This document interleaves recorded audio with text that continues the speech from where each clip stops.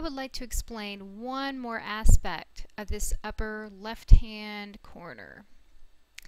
So notice that I have this one shaded in blue. Notice that this one is shaded in light green.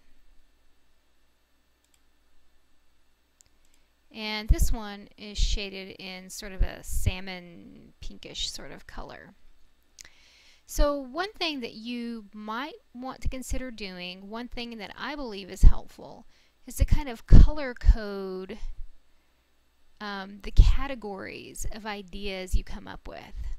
So it turns out that I have several cards that fall under this heading, evidence of organized sex abuse rings. I have several cards that contain evidence about organized sex abuse rings or the likelihood of their existence. So what you want to do is try to find multiple sources that kind of tie into a given phrase or category or main idea that you've come up with. Now you might have multiple cards that are like a single color that have the same sort of category or heading, but you might have some that are serving as refutations and some that are serving as counter-arguments. So I have this category discredited as moral panic, and I rely on this source quite a lot because he seems very convinced that this was just, a phase that America went through and people were just worried about it for no reason. So I kind of gave him his own category because he works as a really good counter-argument.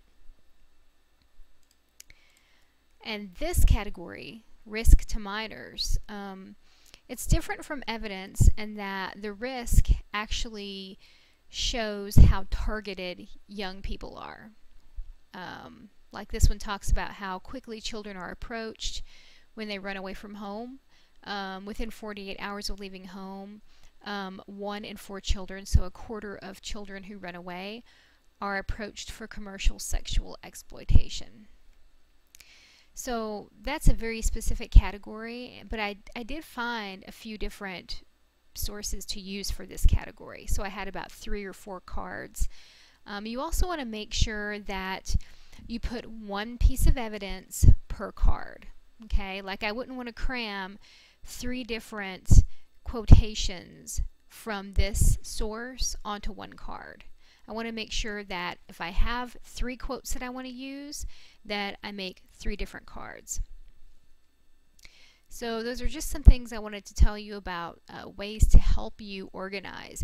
See, really what you could do with this is you could decide, okay, one color is going to be a specific point.